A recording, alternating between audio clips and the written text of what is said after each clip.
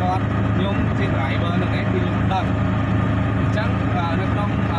អ្នក start មកនេះអញ្ចឹង plan ដើរវិញតែងាយស្រួលអ្នកក្នុងការដើរអត់សូវថតអត់សូវក្តៅទៀតបាទអ្នកខ្លះក៏គាត់តែតិចតិចតែគាត់ស្ដាប់យើង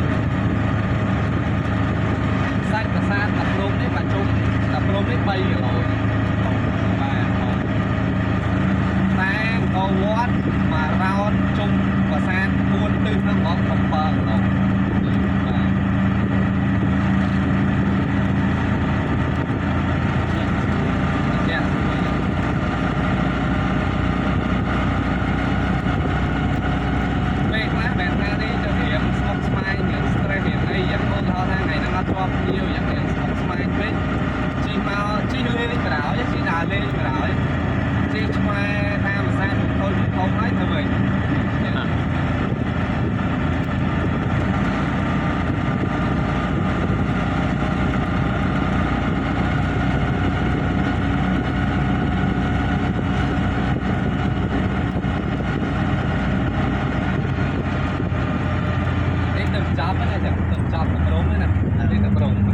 នេះចូលទេក្តី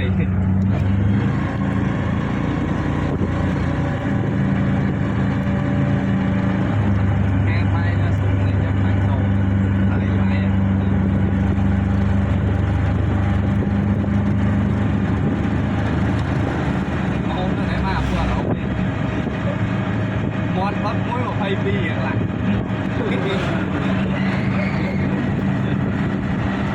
៏ការមកកំប៉ុងបានដុល្លារកន្លះមកកែវ2000ហើយតែមកខាងថៃយើងមកសិនថាយើងមកយើងណាយើងធម្មតាទេកន្លែងណាក៏តថាสูงនឹងចេញហើយតែបើសិនថាសម្រាប់គេសម្រាប់ជាវអីជាវខ្លះគាត់ដាក់ទៅអាចចេញដាក់ឲ្យស្រែកដាក់ចេញអត់គាត់សុខចិត្តថាគាត់ហ្មងលៀនសិនចាំគាត់ទៅត្រឡប់ញ៉ាំនៅក្រុងវិញបាទ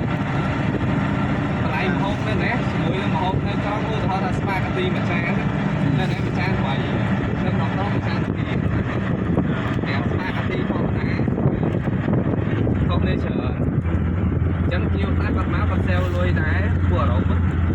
គាត់ sale លុយដែរគាត់ទៅ sale បានគាត់ sale វិញតែពួកគ្នាគាត់4នេះគាត់ sale បានជិត20ជាងដែរបាទ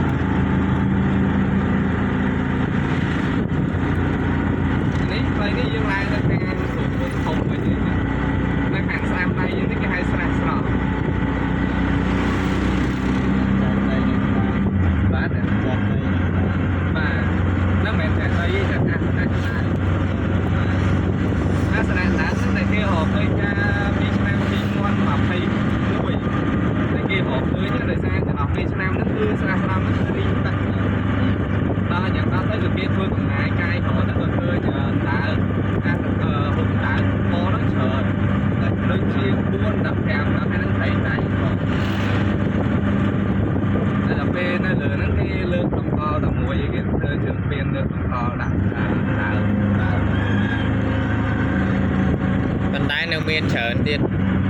នៅបាតខាងក្នុងខាងក្រោមនៅមានច្រើនទៀតតែយើងមិនដឹងថាមានទៅមានអីទៀតចឹងគាត់ថាកំណាយមកជុំវិញទៅគឺមួយច្រើននេះគឺនេះតែទៅជួដែរ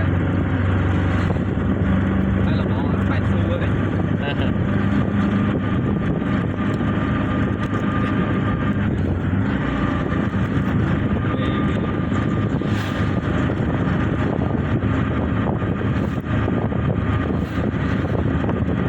ចូលនៅនេះមកហូបចាថ្លៃ